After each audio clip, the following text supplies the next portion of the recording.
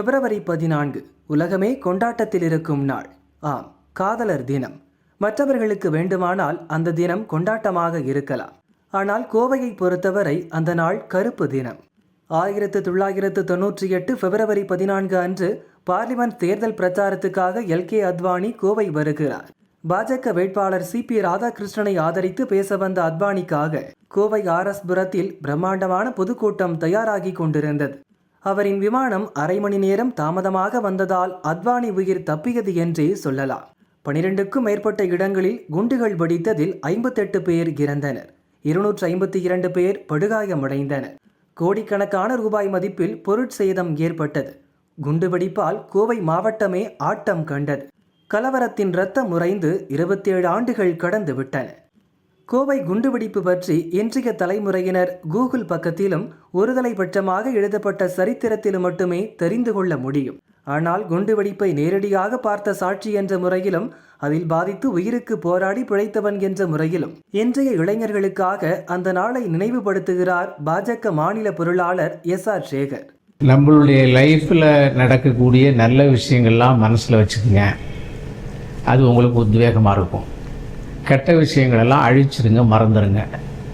இதுதான் மனோ தத்துவம் நமக்கு சொல்லித்தருது. நம்மளுடைய ஆன்மீக குருக்களும் இதான் சொல்கிறாங்க. அப்படின்னா நம்ம நல்ல விஷயத்தான நினப்பில் வச்சுக்கணும், கெட்டதெல்லாம் எதுக்கு நினைக்கணும்னு நீங்கள் கேட்குறது எனக்கு புரியுது. சில விஷயங்கள் நமக்கு பாடமாக எதிர்காலத்தில் நாம் செய்யக்கூடாததாக எதிர்கால சந்ததிக்கு அந்த சரித்திரம் பின்னால் எப்படி அவர்கள் நடந்து கொள்ள வேண்டும் என்பதற்காக நினைவு கூறத்தக்கது. அப்படி ஒரு நினைவு கூறத்தக்கது தான் பிப்ரவரி 14, 1998 கோவையில் நடந்த குண்டுவெடிப்பு சம்பவம். இந்த குண்டுவெடிப்பு சம்பவம் சாதாரணமாக ஒரு கொலை நடந்தது, ஒரு கொள்ளை நடந்தது, ஒரு ஆக்சிடென்ட் நடந்துச்சு, இல்லை 2-3 பேர் சேர்ந்து ஒரு அருவாளால் வெட்டி தள்ளிட்டாங்க என்று ஒரு சாதாரண சம்பவமாக இதை நாம் எடுத்துக்க முடியாது. அது சாதாரண சம்பவம் அல்ல. ஏன் அப்படி என்ன இதில் பெரிய புதிய விஷயம் இருக்குது, அப்படி என்ன இதில் வித்தியாசமான விஷயம் இருக்குது அப்படின்னு கூட நீங்கள் நினைக்கலாம். ஒரு கொடூரமான, ஒரு திட்டமிட்ட, ஒரு சமுதாயத்தை அழிக்கக்கூடிய, ஒரு பொருளாதாரத்தை சீர்குலைக்கக்கூடிய, ஒரு நாடு இன்னொரு நாட்டின் மீது போர் தொடுப்பது மாதிரியான, என்ன இவ்வளோ பெரிய பில்டப்லாம் நான் கொடுக்குறேன்னு நீங்கள் நினைக்கலாம். இது அத்தனையும் நடந்துச்சு. அதுக்கு காரணமும் சொல்கிறேன். நான் அந்த சம்பவத்தின் ஐவிட்னஸ். நான் அந்த குண்டுவெடிப்பினுடைய பாதிக்கப்பட்ட நபர். நான் அந்த குண்டுவெடிப்பினால் ஆஸ்பத்திரியில் ஐசியூவில் இருந்து உயிர் பிழைத்து வந்தவன். அந்த அத்வானி இருந்த மேடையிலே நான் இருந்தவன். எனவே இந்த வகையில் உங்களுக்கு அந்த உண்மையை நான் சொல்லுவதற்கு பாத்தியப்பட்டவன். அது மட்டுமல்ல, ஒரு 2 தலைமுறை அல்லது 3 தலைமுறை 27 வருஷங்களில் என்ன நடந்ததுன்னே தெரியாது. யார் வேண்டுமானாலும் என்ன வேண்டுமானாலும் எழுதுறது, அதை படிக்கிறது. அதாவது ஏதோ ஒரு ஐடியாலஜிக்கு சம்மந்தப்பட்டவங்க அவங்க எழுதுவாங்க, அதை நினச்சி அதுதான் உண்மை நினைக்கிறது. சரித்திரங்கள் வெறும் புத்தகங்களின் பக்கங்களிலே இருப்பது போல இது இருந்து விடக்கூடாது, உண்மைக்கு பக்கத்தில் இருக்க வேண்டும் என்பதற்காக உங்களுக்கு சொல்ல வந்திருக்கிறேன். அதாவது எப்படிப்பட்ட கொடூரம். குண்டு வைப்பவர்கள் ஆஸ்பத்திரியில் வைக்கிறாங்க, மனிதாபிமானம் ஈவு இரக்கம் இல்லாமல். ரயில்வே ஸ்டேஷனில் வைக்கிறாங்க, மக்கள் கூடும் இடம். பஸ் ஸ்டாண்டில் வைக்கிறாங்க, மக்கள் கூடும் இடம். மிகப்பெரிய ஷாப்பிங் மாலில் வைக்கிறார்கள். இது வெறும் பிஜேபி ஆர்எஸ்எஸ் காரர்களை மட்டும் குறிவைத்து தாக்கப்பட்டது. ஆக இருந்தால் அப்படி இருக்காதே, அவர்களை மட்டும் குறிவைத்து தாக்கப்பட்டது அல்ல. இது ஒரு சமூகத்தின் மீது தொடுக்கப்பட்ட போர். என்டையர் சமூகத்தை வேரோடு அழித்து விட வேண்டும் என்ற எண்ணம் அந்த பயங்கரவாதிகளுக்கு இருந்திருக்கிறது என்பதற்கு இதை விட வேற என்ன வேண்டும்? அன்றைய தினம் வெடிகுண்டு விபத்தில் சிக்கி ஹாஸ்பிட்டலுக்கு வந்தவர்களின் நிலையை இன்னும் தன்னால் மறக்க முடியவில்லை என்றார். ஆஸ்பத்திரியில ஈவு இரக்கம் உள்ள, மனிதாபிமானம் உள்ளவன் அங்கே குண்டு வைக்க மாட்டான், வைத்தார்கள். அப்படிப்பட்ட ஒரு கொடூரம். அது மட்டும் இல்லை, அந்த ஆஸ்பத்திரியினுடைய அந்த டீன் பேட்டி கொடுத்தாரு. அப்போ கூட கொடுத்தாரு. கொண்டு வந்த உடல்கள், உயிர்கள் தலை 2ஆக பிளந்திருக்கிறது, வயிறு கிழிந்திருக்கிறது, கண் வெளியே வீசி எறியப்பட்டிருக்கிறது. இப்படிப்பட்ட ஒரு அராஜகம், ஒரு கொடூரம் நடந்திருக்கிறது. அரக்கத்தனமான அந்த குண்டுவெடிப்பு, அதனுடைய அவுட்கம் இருந்திருக்கிறது. அதுதான் இன்று நாம் இதை நினைத்து பார்க்க தூண்டிய விஷயம். இஸ்ரேலுக்கும் பாலஸ்தீனுக்கும் நடைபெறுகின்ற போர் மாதிரின்னு நான் ஆரம்பத்தில் குறிப்பிட்டேன். ஏன் குறிப்பிட்டேன்? ஆயிரக்கணக்கான ஜெலட்டின், ஆயிரக்கணக்கான pipe palms, petrol palms, time palms, இதெல்லாம் விட மிக மோசமான விஷயம் ஆயிரக்கணக்கான அறிவாள் வாள், கொல்லுகின்ற வாள். இதுக்கெல்லாம் என்ன வேலை வந்துச்சு? இதெல்லாம் யார் மீது நீங்கள் தொடுக்கப்பட்டிருக்கிற போர் என்பதை நாம் இந்த தலைமுறை புரிந்து கொள்ள வேண்டும். கோவை குண்டுவெடிப்பு நடந்த சமயத்தில் ஆட்சியில் இருந்த திமுக திட்டமிட்டு நடந்த அதிபயங்கர சதியை வேடிக்கை பார்த்து கொண்டிருந்ததாக SR சேகர் குற்றம் சாட்டினார். இன்றைய தேதியிலே இதை நாம் நினைவு கூறுவதிலே இன்னொரு அர்த்தம் இருக்கு. காரணம், 1996, 2001 திமுக ஆட்சியில் இருந்த காலம். திமுக எப்போதெல்லாம் ஆட்சியிலே இருக்கிறதோ அப்போதெல்லாம் பயங்கரவாதம் தலைவிரித்து ஆடும். பிஜேபிக்காரன் அப்படி தான் பேசுவான்னு நீங்கள் நினைக்கலாம். அல்ல. 96 ஜெயலலிதா தோற்றார் என்று ரிசல்ட் வர வர உக்கடத்தினுடைய போலீஸ் போஸ்ட் அடித்து நொறுக்கப்பட்டது. அது முதல் விஷயம். திமுக ஆட்சிக்கு வந்திருக்கு, ஜெயிக்குதுன்னு தெரிஞ்ச உடனே. அது மட்டும் ஒரே ஒரு சம்பவத்தை சொல்லி, ஒரே ஒரு எவிடன்ஸை சொல்லி நான் உங்களை திசை திருப்பல.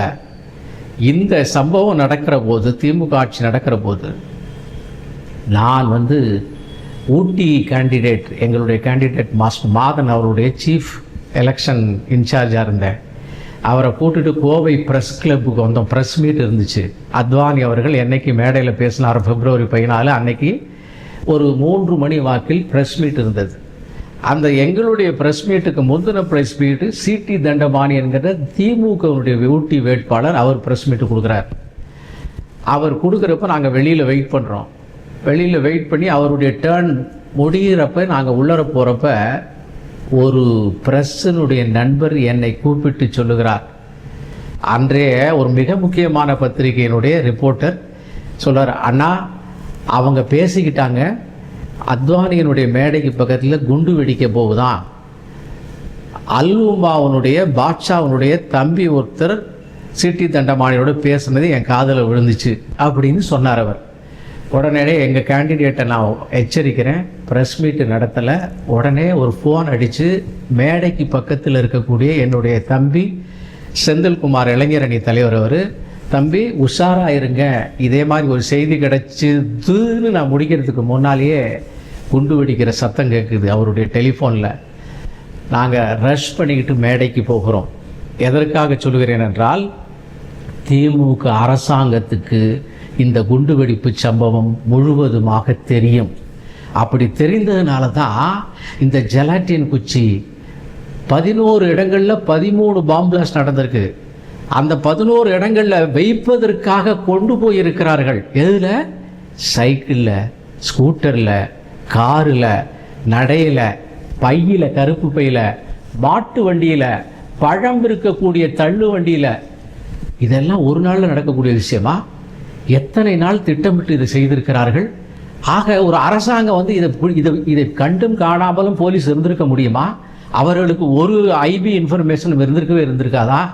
ஏதாவது ஒரு இடத்துலையாவது இவர்கள் மாட்டியிருக்க மாட்டார்களா என்கிற விஷயத்தை பார்க்கின்ற போது அரசாங்கம், திமுக அரசு இதை பார்த்து கொண்டு வாழாய் இருந்திருக்கிறது, அல்லது ஆதரித்திருக்கிறது, அல்லது உதவி இருக்கிறது என்று தான் நாம் கொள்ள வேண்டும். மேடையில் பின்னால் இருக்கக்கூடிய இன்வெஸ்டிகேஷனில் மனித வெடிகுண்டு இருந்ததாக விசாரணையில் அதிகாரப்பூர்வமாக தெரிவித்திருக்கிறார்கள்.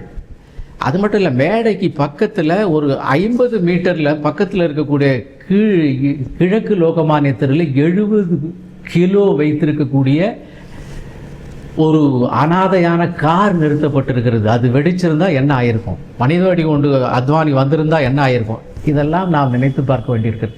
ஆக இவ்வளவு விரிவாக நான் சொல்வதற்கு காரணம், இது ஒரு குண்டு வெடிப்பு சம்பவம் மட்டுமல்ல.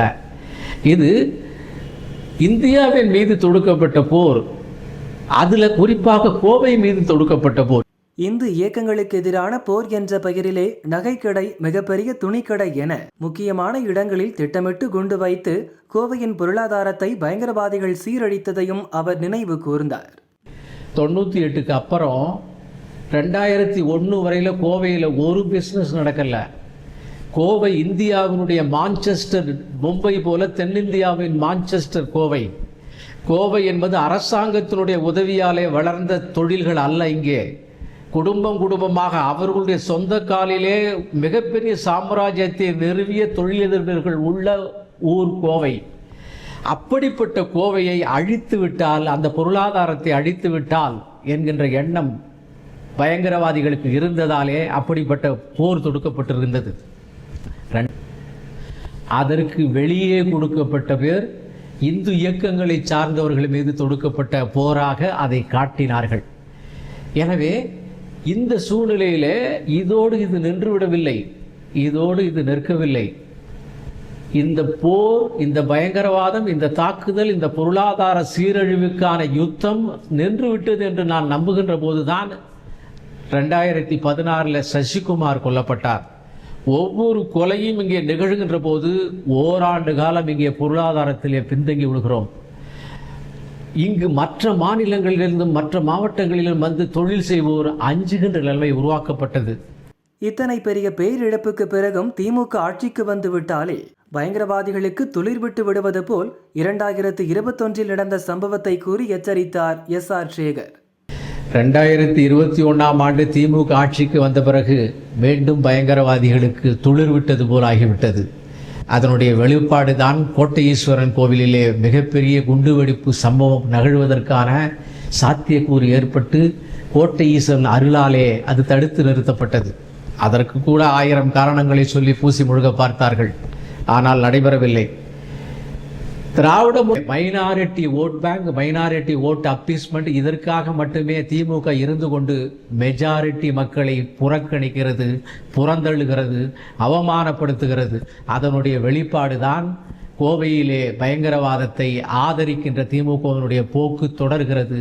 அதோடு மட்டுமல்லாமல் இன்றைக்கு நாம் தினசரி பார்த்து மனம் வெம்பி போகின்ற பாலியல் பலாத்காரங்கள், பள்ளி மாணவிகள் மீது தொடுக்கப்படுகின்ற பலாத்காரங்கள், ஊழல் குற்றச்சாட்டுக்கள், இவையெல்லாம் திமுக ஆட்சியிலே பொங்கி வழிகிறது.